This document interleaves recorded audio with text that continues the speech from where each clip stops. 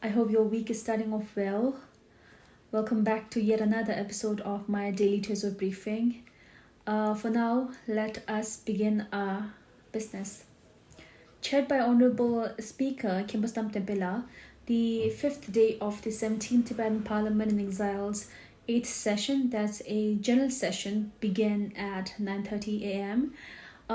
So as per the revised list of business, the House continued with the undertaking of the Department of Education, Sheri Likhu and its various jurisdictions from the previous sitting.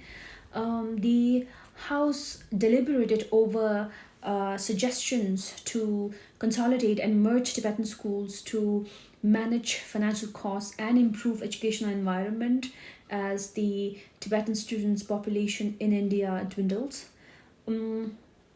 There were requests upon fee increment and other benefits for the teachers under the department to recruit competent educators.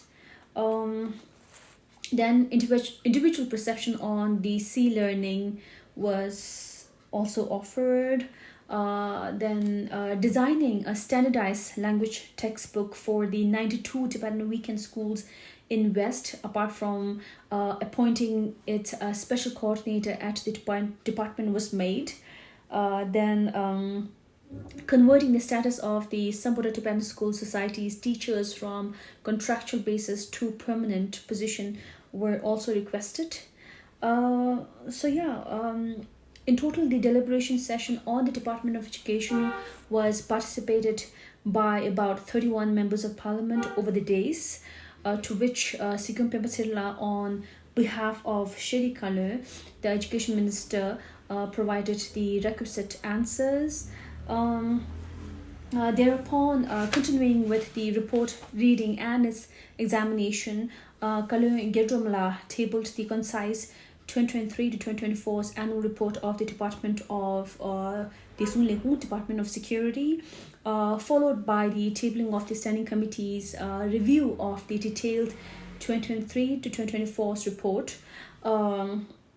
Herein, a motion for the debate on the 2023 to 2024's Department of Security's concise report and its review by the Standing Committee was tabled. So as per a parliamentary convention, you know that Desung Kalu Gerdramala then read out the clarification of the department, followed by the beginning of the general debate on all the reports under the jurisdiction of the department. So about 20 parliamentarians took part in a deliberation, raising various important statements, recommendations and queries like the appreciation for the consistent high-level security provided by the central and state government of India and the Department of Security to His Holiness the 14th Dalai Lama, apart from requests for more accessibility infrastructure for His Holiness around Suklakhang area and various places that he travels.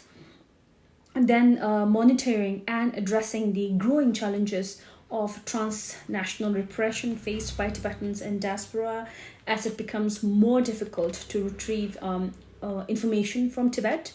Then acting upon Chinese government's inauguration of the Tibet International Communication Center in Lhasa to intensify CCP's ongoing propaganda campaign to control and reshape global public opinion on Tibet, and to address the increasing number of Tibetans traveling to occupied Tibet and using social media like YouTube to post their travels. A request to expedite the release of the official CTA policy was proposed in the parliament.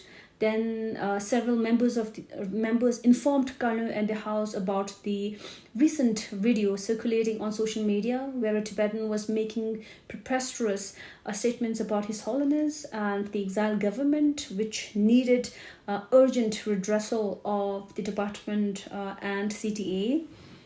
Then Honorable Kalu provided the department's outlook and clarifications to each matter raised by the parliamentarians. Then, according to the revised list of business, the session then directed towards report presentation and assessment of the Department of Information and International Relations. That's Chidi Lihung's concise annual report of last year. So Kale Nunzidromala tabled the department's report, followed by the presentation of the standing committee's review of the detailed annual 2023 to 2024 report of the department, submitted prior to the September Parliament session, as you know by now. Then, with a motion for debate, a good number of the members of the House registered for participation in the deliberation. So the deliberation so far highlighted strengthening the Blue Book membership for Tibet supporters, then countering CCP's imposition of rebranding Tibet as Xizang, and many more matters. So the deliberation on the Department of Information and International Relations, Chiri Likhung, will continue in tomorrow's sitting. So today's session continued till 7 p.m. till 9:30 tomorrow morning. So that was pretty much it. We had a very long day today, where Honorable Speaker made sure that we are able to cover as many matters and departments as possible, since we missed an entire day yesterday. So as I mentioned, from tomorrow there will be continuation of the deliberation of the Department of Information and International Relations, followed by the Department of Health, and then we'll head towards the Tungsem Nyamge Tuja, that's solidarity for the Tibetans inside Tibet, will continue, and we should have more